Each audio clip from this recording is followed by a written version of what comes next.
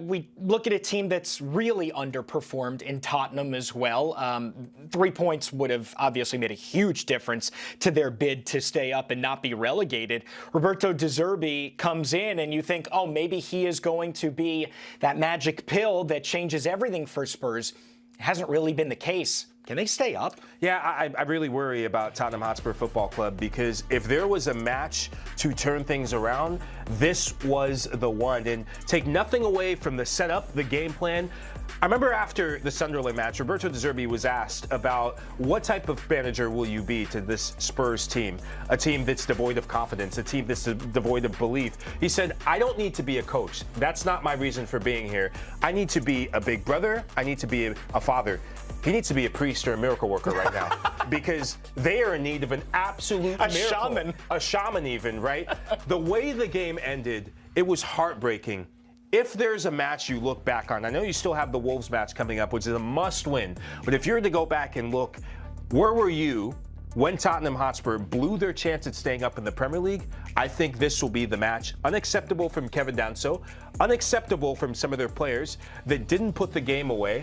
That is why they are in a really bad way, in a really bad situation. And of these 4 teams that are fighting to stay in the Premier League, they're probably in the worst form, and Spurs has some really tough matches left. The Wolves is absolutely must win. You go to now an in-form Aston Villa team. Leeds is flying right now. And then finish with Chelsea and an Everton team under David Moyes that very easily could win the Merseyside derby at home tomorrow. Like, they're playing well as at the same time. Yeah, looking at all those teams coming up, you might say that Wolves are awful away from home, but Tottenham have an awful record at the Molineux. You look at Villa, awful record against Villa. Leeds, they look like the real deal right now under Daniel Farke. And maybe the Chelsea match, given how bad Chelsea have been, that might be where you perform a miracle if you're De Zerbi. And if it comes to the last match and you're playing against one of the best away teams in all the league against Everton, forget about it. You'll be being covered by us here at the Golasso Network in the championship. It just feels like it. Yeah, no thank you. There is no question.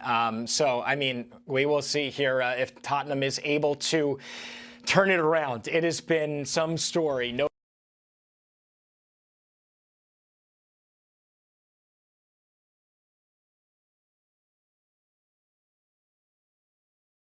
Chelsea Football Club are in the middle of a full-blown crisis after a shocking run of 4 consecutive Premier League defeats without scoring a single goal.